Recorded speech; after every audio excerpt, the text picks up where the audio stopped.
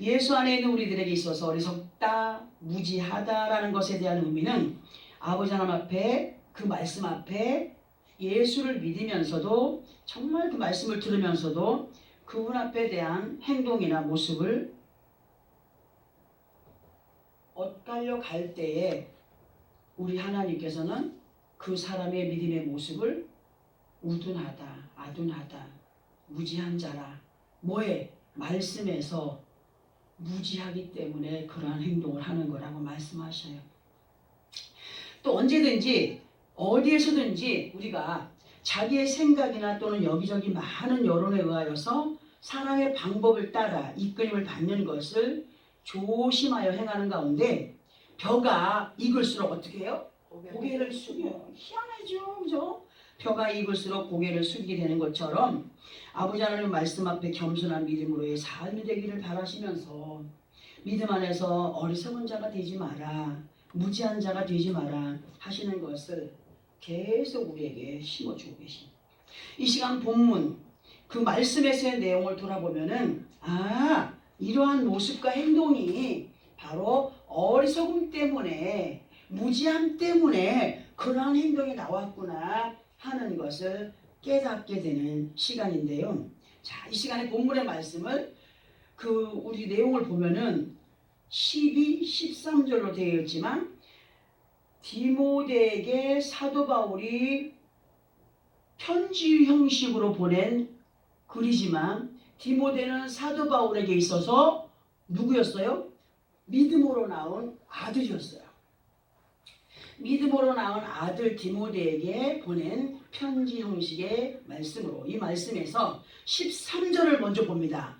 13절을 먼저 보게 되면은 내가 전에는 무슨 자요? 비방자요, 또 박해자요, 폭행자였으나 도리어 긍휼을 입게 된 것은 내가 믿지 아니할 때 알지 못하고 행하였음이라고 기록을 하고 있습니다. 자, 보세요. 이 말씀에서 우리가 눈여겨보아야 될 것이 뭐냐 하면 사도 바울이 바울 되기 전에는 예수 그리스도 안에 있는 사람들을 비방하는 사람이었고 박해하는, 곧 못 견디게 하고 해롭게 하는 자였고 폭행하는 자였으나 이분이 이렇게 예수 믿는 사람을 향하여서 악한 자였던 것이 뭐냐 하면 믿음의 사람으로, 이 사람이 믿음의 사람으로 율법의 말씀에 어떤 자였어요? 능통한 자였어요. 하나님 말씀을 모르는 사람이 아니었다는 거예요.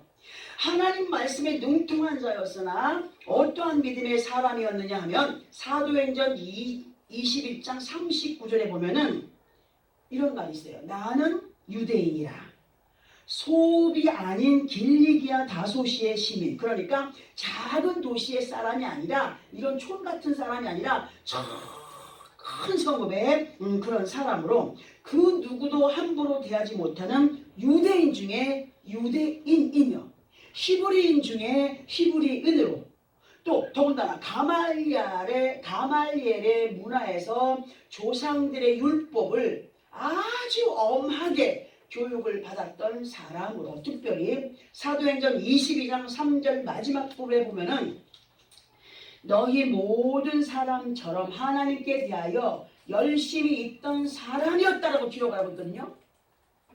모든 사람들을 향하여 하나님께 대하여 열심을 아주 특심으로 갖고 있던 그런 사람이었다고 고백을 하고 있어요.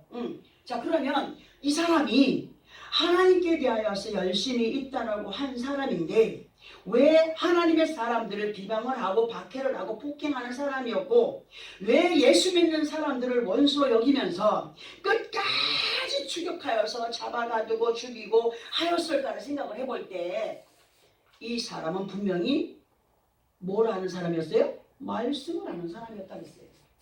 율법에 능통한 사람이라고 했어요. 율법에 능통한 사람으로 하나님의 말씀을 누구보다도 잘하는 사람이었으나 그러나 사람에 의하여서 엄하게 교육을 받은 사람이다.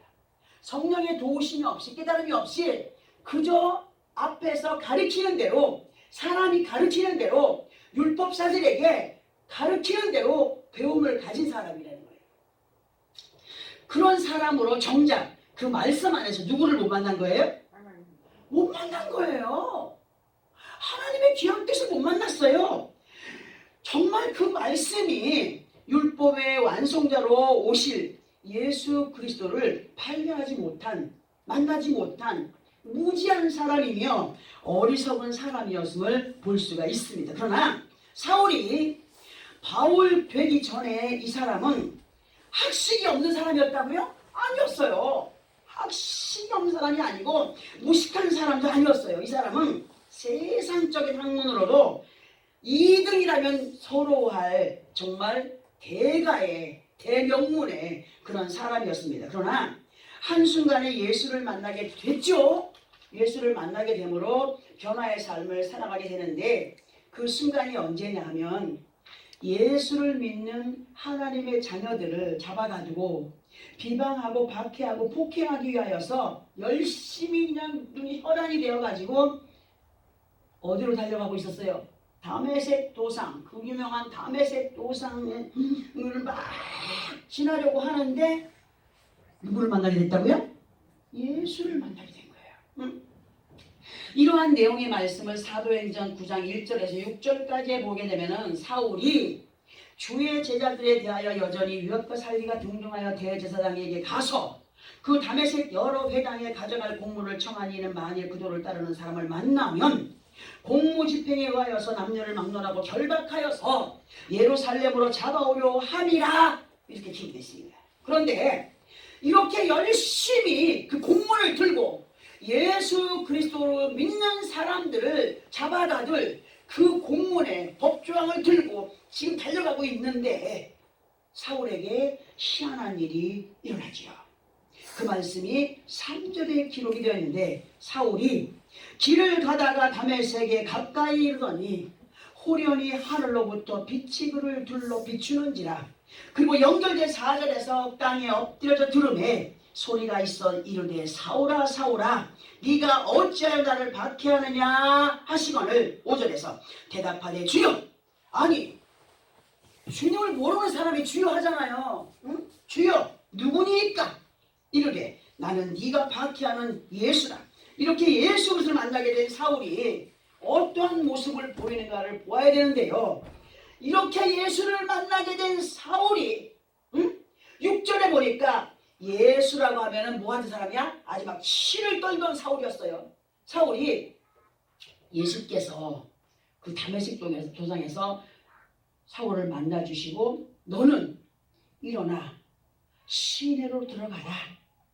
네가 행할 것을 네게 이를 자가 있느니라 명령을 하십니다. 말씀을 하십니다. 그 말씀에 사울이 아니 왜 내가 당신의 말을 들어야 합니까? 왜 내가 거기로 가야 합니까? 아니었어요. 겸손히 몸과 마음을 굽부릴 때 주님의 사람 아나니아를 만나게 했습니다. 그때 당시 아나니아는 성령의 충만함을 입은 주님의 사람이었습니다. 그래서 그를 만나면서 빛 가운데 멀어버렸던 사울의 눈에서 비늘이 벗겨지면서 보게 되었다는 말씀이 사도행전 9장 17절에 기록을 하고 있습니다. 자, 그때로부터 사울은 주님의 사람이 되어서 정말 자기가 누리며 살았던 부귀영화의 모든 것을 뭘로 여겼어요?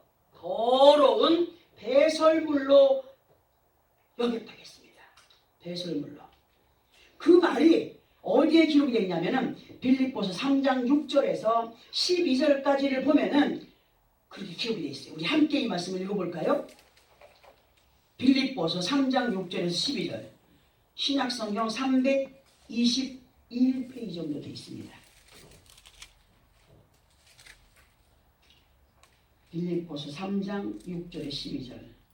신약성경 321. 찾았으면 함께 합작합니다. 시작. 열심으로는 교회를 박해하고 율법의 의로는 흠이 없는 자라. 그러나 무엇이든지 내게 유익하던 것을 내가 그리스도를 위하여 다 해로 여길 뿐더러 또한 모든 것을 해로 여김은 내 주 그리스도 예수를 아는 지식이 가장 고상하기 때문이라. 내가 그를 위하여 모든 것을 잃어버리고 배설물로 여김은 그리스도를 얻고 그 안에서 발견되려 하느니 내가 가진 의는 율법에서 난 것이 아니요 오직 그리스도를 믿음으로 말미암은 것이니 곧 믿음으로 하나님께로부터 난 의라. 내가 그리스도가 그 부활의 권능과 그 고난의 참여함을 알고자 하여 그의 죽으심을 본받아 어떻게 해서든지 죽은 자 가운데서 부활에 이르하노니 내가 이미 얻었다 함도 아니요 온전히 이루었다 함도 아니라 오직 내가 그리스도 예수께 잡힌 바 된 그것을 잡으려고 달려가노라. 참, 얼마나 예수를 만난 것이 세상의 어느 것보다도 귀해서 자기가 가지고 있던 모든 것들을 더러운 배설물과 같이 여기면서 다 버렸다고 했어요. 그래서 뭘 위해서 달려간다고요? 온전한 구원을 이루기 원하여서 믿음을 잡고 달려간 자라고 하지 않습니까? 우리가 지금 합독한 사도 바울의 고백에서 진심으로 깨달아야 될 것이 뭐냐면 예수 그리스도 안에 있는 믿음의 사람들이라고 한다면 이런 믿음의 양심은 가지고 있어야 된다는 거예요. 아니 내가 가지고 있는 거 다 버리려는 거 아니에요. 그대로 있지만 그것이 육신의 눈에 보이는 것이 최고라고 여겼던 사도 바울이 사울이 이제는 예수를 만나고 나니까 이거는 둘째구나. 제일 첫째가 예수밖에 없구나. 주님 만난 것이 최고구나. 응? 그런데요. 예전 세대에서도 그랬듯이 현 시점의 세대 속에도 보면은 말씀을 알고 성경 공부를 많이 하고 성경에 대한 상식은 높아지고 입만 열면은 말씀이 줄줄줄줄줄줄줄줄 나오고 있지만 그런 사람들의 대부분의 모습을 보면은 바울이 예수 그리스도를 만나기 전에 사울의 모습으로 그 상대를 정죄합니다. 예수를 몇 년 믿었는데 몰라. 목사가 이런 것도 몰라? 정죄하고 우습게 여기고 행하였던 것처럼 오히려 알고 있는 것에 대한 교만함으로 믿음의 격기를 가는 사람들이 있다는 거예요. 그 격기를 가는 사람들이 있고 변화의 모습을 보이지 못하는 사람들이 있음에 진실로 우리는 말씀을 통하여서 예수 그리스도를 만난 바 된 사람들로 사도 바울 같은 변화의 모습이 있어야 된다는 겁니다. 완벽하지 못해도 닮아가기를 힘쓰고 애써야 된다고 했어요. 그렇다고 해서 사도 바울처럼 뭐 다 사도가 돼야 되느냐? 아니에요. 각자 맡겨준 환경, 직분, 사명 다 감당하면서 최고의 우선이 뭐냐? 내가 예수를 만난 거, 예수를 믿게 된 거, 이것을 잊어버리지 말라고 말씀하시는 거죠. 예수를 만나기 전에 사울은 육신의 것들에 얽매인 사람으로 배움과 가문과 그러한 가운데서 얻어진 직임에 열심을 다하였던 사람, 목에 힘주면 난 이런 사람이야 라고 살았던 그 사람. 그러나 예수 그리스도를 만난 후에 바울은 자기 자신이 누리며 자랑하며 살았던 육신의 것들을 다 해로 여긴다라고 빌립보서 3장 7절에 말씀했지 않습니까? 왜 그렇게 육신에 유입되었던 것을 해로 여기느냐 할 때 8절에 보면은 내가 주를 아는 지식이 가장 고상하기 때문이라고 고백을 했어요. 고백하면서 예수를 만나기 전까지의 모든 것을 예수를 만나고 보니까 모든 것이 정말 아무것도 아니었구나. 참으로 어리석었구나. 참으로 내가 그 말씀에 대하여서 무지한 자였구나. 하나님의 뜻에 대해서 무지한 자였구나. 응? 주님과 비교할 게 없다는 거예요. 주님과 비교할 것이 없다는 거예요. 세상의 모든 것이 주님과 비교할 것이 없대요. 믿음 안에서 예수를 만나는 것이 얼마나 크나큰 축복인가를 우리들에게 말씀으로 증거해주고 계시는 겁니다. 그리고 우리가 이 사도 바울만 봐서는 이해가 또 안 돼요. 또 한 사람을 연결해서 보려고 하는데요. 사도행전 8장 26절에서 39절까지를 조금은 길게 느껴지겠지만은 함께 합독을 해보고 거기에 대한 말씀을 들어봅니다. 신약성경 201페이지 정도에 있습니다. 사도행전 8장 26절에서 39절까지.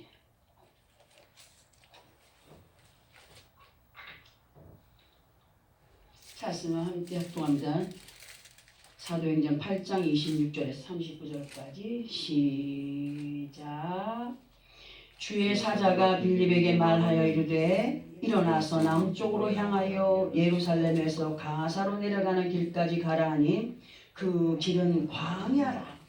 일어나 가서 보니 에디오피아 사람 곧 에디오피아 여왕 간다게의 모든 국고를 맡은 관리인 네시가 예배하러 예루살렘에 왔다가 돌아가는데 수레를 타고 선지자 이사야의 글을 읽더라.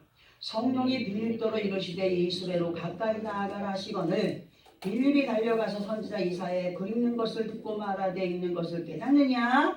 대답하되 지도해주는 사람이 없으니 어찌 깨달을 수 있느냐 하고 빌립을 청하여 수레에 올라 같이 앉으라 하니라.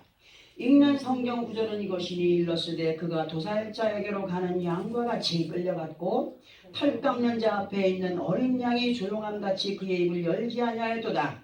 그가 굴욕을 당했을 때 공정한 재판도 받지 못하였으니 누가 그의 세대를 말하리요. 그의 생명이 땅에서 빼앗김이로다 하였거늘 그 내시가 빌립에게 말하되 청컨대 내가 묻노니 선지자가 이 말한 것이 누구를 가리킴이냐? 자기를 가리킴이냐? 타인을 가리킴이냐? 빌립이 입을 열어 이 글에서 시작하여 예수를 가르쳐 복음을 전하니 길 가다가 물 있는 곳에 이르러 그 내시가 말하되 물이 있으니 내가 세례를 받음이 무슨 거리낌이 있느냐? 이에 명하여 수레를 멈추고 빌립과 내시가 둘 다 물에 내려가 빌립이 세례를 베풀고 둘이 물에서 올라올새 주의 영이 빌립을 이끌어 간지라. 내시는 기쁘게 길을 가므로 그를 다시 보지 못하니라. 아멘. 읽느라고 수고하셨습니다. 자, 이 말씀의 내용은 설명드리지 않아도 알 수 있는 말씀이죠. 에디오피아 사람 곧 에디오피아 여왕 간다게의 국고를 맡은 관리인 네시가, 그 나라에도 네시가 있었어요. 우리나라만 네시가 있었던 것이 아니라 네시가 예배하러 어디에 갔다고? 예루살렘에 갔다가 예배를 마치고 돌아가는 마차에서 마차에서 어떻게 성경을 읽을까? 달거덕 할 텐데 성경을 읽고 있는데 그 성경이, 그 사람이 읽고 있던 성경 말씀이 어떤 성경이? 이사야 53장이야. 이사야 53장의 말씀을 읽고 있었던 것 같아요. 빌립이, 그분이 막 예배를 마치고 성경을 읽고 마차를 타고 성경을 갈고 있는데 성령께서 빌립을 움직입니다. 빌립더러 빨리 어디로 가라고 지시를 합니다. 빌립이 성령에 이끌림 바 되어서 그 네시 곁에까지 가게 되었고 그 성경을 읽고 있던 국고장 네시에게 묻습니다. 뜬금없이 보통 사람이 국고장 네시한테 가가지고 말을 물으면 말할 처지니까? 아니에요. 근데 성령이 이끌어서 그곳에까지 가서 성경을 읽고 있는 국고장 네시에게 그 말씀이 뭐라고 말씀하는지 이해가 되십니까? 하고 물어요. 그러니까 그 물음에 그 네시가 하는 말이 성경에 대하여서 구체적으로 나를 지도해 주는 사람이 없으니 내가 어찌 깨달을 수가 있냐고 대답을 합니다. 그러면서 그가 도살자에게로 가는 양과 같이 하시는 말씀이 누구를 가리키는 말인지 안다고 했습니까? 안다고 했습니다. 그러니까 이 말을 빌립이 설명해 줍니다. 빌립이 그 네시에게 예수 그리스도를 가르쳐 복음을 전하게 되었고, 예수였어? 깨닫게 된 국고장 네시가 가는 길에 물을 발견합니다. 물을 발견하고 세례받기를 청합니다. 빌립을 통하여서 그 물구덩이에 들어가 세례를 받게 된 국고장 네시는 예수를 만난 기쁨이 생긴 거예요. 기쁨에 막 어떻게 할 줄 모르는 기쁨에 길을 가는데 자신 곁에 있던 빌립이 없어진 것조차 모르고 가고 있는 거예요. 얼마나 기쁜지. 응? 이런 기쁨이 있습니까 우리? 응? 나 예전에 아들 손을 잡고 길을 건너려고 하는데 신호가 파란불이요. 그 옆에 아가 있길래 얼른 잡고 달려갔어. 달려가지고 난 보니까 우리 애가 아니요. 그래서 뒤를 돌아보니까 우리 아들은 멍하니 닮았처럼 왜 우리 엄마가 다른 애 손을 잡고 길을 건너나. 그거는 또 이거랑 틀리죠. 이 내시가 예수 그리스도를 말씀으로 만나고 나서 얼마나 기쁜지, 응? 그 기쁨을 주체하지 못하고 길을 가면서 곁에 그 예수를 가르쳐준 빌립이 사라진지조차도 모르고 가고 있대요. 진실로 예수 그리스도 안에 있는 우리 모두는요, 말씀을 통하여서 누구를 만나야 돼요? 예수 그리스도를 만나고 성령의 충만함을 입은 믿음의 사람들로 하나님께서 예수의 이름으로 말씀을 따라서 인도를 받게 하실 때에 사도 바울이 말씀 앞에 겸손히 내려앉았어요. 내가 네게 지시할 땅으로 가라. 내가 할 일을 내가 네게 알려줄 사가 있다 할 때에 아니요 하지 않았어요. 어느 순간에 예수를 만난 순간에 그 모든 것에 순종하며 그 높은 자리에서 내려앉았던 그 사울처럼 에디오피아 여왕의 국고를 맡아서 관리하던 국고장 넷이 자신의 높은 자리에서 내려앉아서 길가에 놓였던 물 웅덩이에 들어가서 새로운 믿음의 다짐으로 세례를 받았던 그 넷이처럼 우리는 얼마나 내려앉아 있느냐. 우리의 마음, 우리의 생각, 우리의 모든 것들을 얼마나 주님 앞에 내려놓고 있느냐. 우리의 믿음의 자세 또한 말씀 앞에 겸손히 내려앉아야 된다. 그분의 위대하심을 인정해야 된다. 인정하며 그 말씀을 따라 인도를 받는 믿음의 사람들이 되어야 된다. 아멘.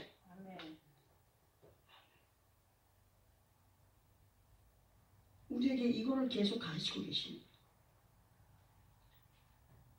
본문 12절에서 그 사울이 예수를 만난 바울이 되었을 때에 어떻게 변화를 입었느냐. 12절에서 말씀을 우리 각자들이 다짐함으로 마음에 새겨야 돼. 주 예수를 만나 참으로 복받은 사람이 되었고 거기에 더한 책임을 주셨으니 더욱 겸손히 감당하며 나아갈 수 있는 확신의 사람들이 되어야 된다. 이 말씀 함께 우리가 합독을 해보고 그 사울이 변화를 입고 어떤 믿음의 모습들, 생각과 마음을 가지고 행하여 갔는지 본문 12절 함께 합독해 봅니다. 시작. 나를 능하게 하신 그리스도 예수 우리 주께 내가 감사함은 나를 충성되게 여겨 내게 직분을 맡기심이니. 아멘. 교회 안에서 집사의 직분을 받고 권사의 직분을 받고 장로의 직분을 받은 것을 가벼이 여기면 안 됩니다. 세상에서 받은 어떤 직임보다도 예수 그리스도 이름으로 하나님 앞에 직임을 받고 가는 사람들은 굉장한 인종 속에 간다는 사실이에요. 응? 나 같은 죄인을 능하게 하신 그리스도 예수 우리 주님께 우리 모두가 감사할 것은 나를 충성되게 여겨 내게 직분을 맡기셨으니 우리가 어떻게 해야 된다고요? 응? 예수 그리스도를 만나게 되므로 겸손히 변화를 받은 사도 바울 같이 또 빌립을 통하여 말씀의 깨달음 속에서 예수를 만나게 되었던 국고장 네시와 같이 우리 자신들이 말씀 앞에 앉고 설 자리를 바로 알고 행하여 가는 자들이 되어야 된다는 겁니다. 얼마나 감사해요. 세상의 대통령도요, 교회 가면 장로님 하면은 어떻게 됩니까? 네 합니다.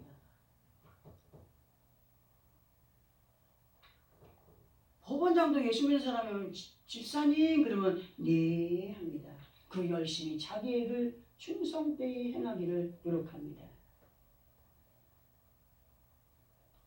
하나님께서 오늘 말씀을 통하여서 우리로 하여금 깨닫게 하시고 은혜를 받게 하시는 것은 누구의 변화를 위해서입니까?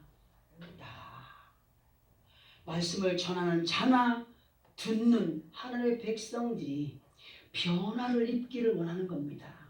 무슨 변화입니까? 겸손히 내려앉는 변화입니다. 안다고 그 아는 것을 가지고 그 사람을 계속적으로 공격하고 하는 것은 사울이 변화되기 전에 박해하고 폭행하고 비방하던 자와 같은 모습이라는 거죠. 예배를 드려도 국고장 내시와 같이 뭔 소리가 뭔 소리인지 모르고 내려오는 사람들이 된다는 거예요. 응?